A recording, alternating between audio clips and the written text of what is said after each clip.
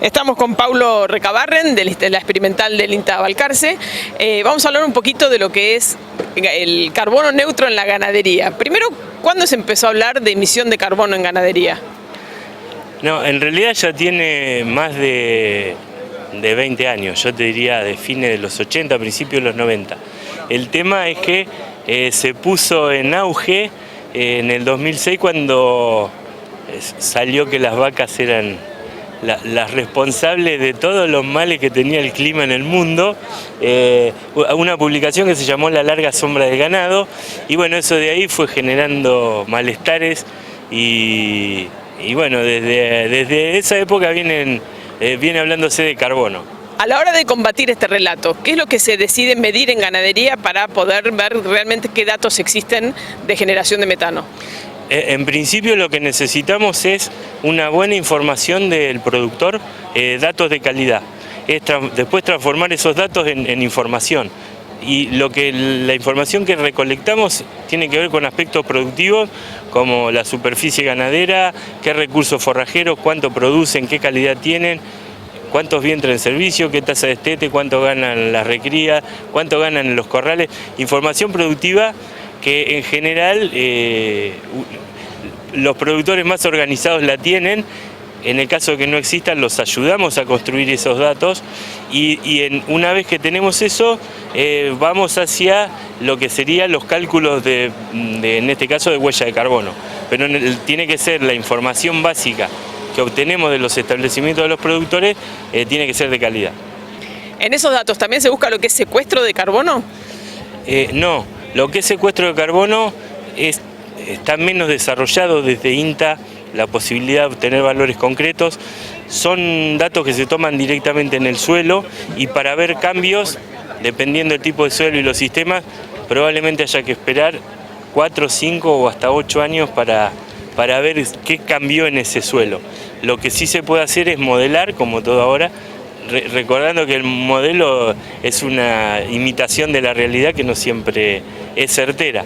Pero en el caso del secuestro de carbono no, hay que medir concretamente suelo y en periodos de tiempo bastante prolongados. Las correcciones que tenga que hacer un productor que quiera, digamos, emitir menos carbono, ¿implican mucha inversión o son simplemente algunas cuestiones de manejo?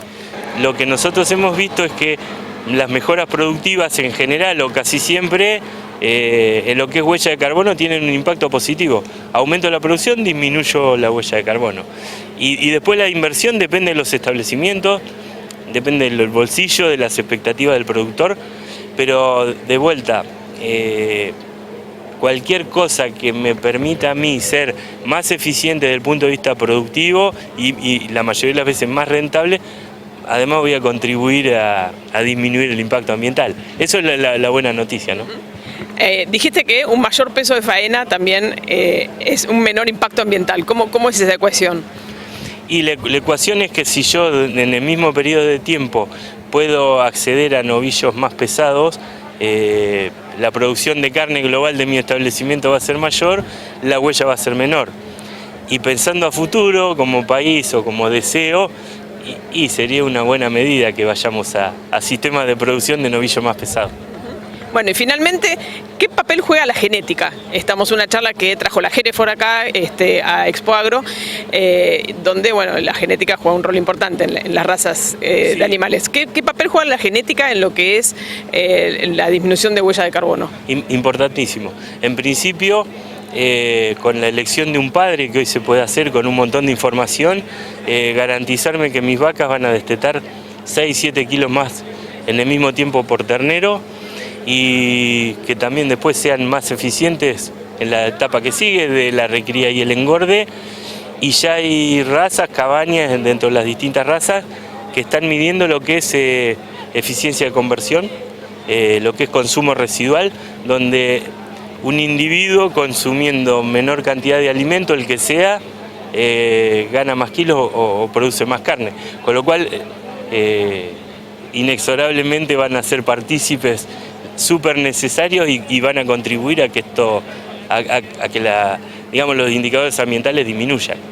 Por último, para aclarar, la huella de carbono de una producción se mide, como dijiste, desde la cuna hasta la tumba, y lo que han medido ustedes es hasta la tranquera, digamos. Después sigue la producción de carbono, digamos, en lo que es ganadería. Sí, las emisiones siguen porque imagínense un proceso donde nosotros medimos hasta que el animal de destete o para faena sale del campo, eso tiene un flete hasta un remate feria o un frigorífico, y después ahí también hay un proceso que consume combustible, energía, etcétera, etcétera, y después va en un barco o en un avión a un destino internacional o en un circuito terrestre dentro del país.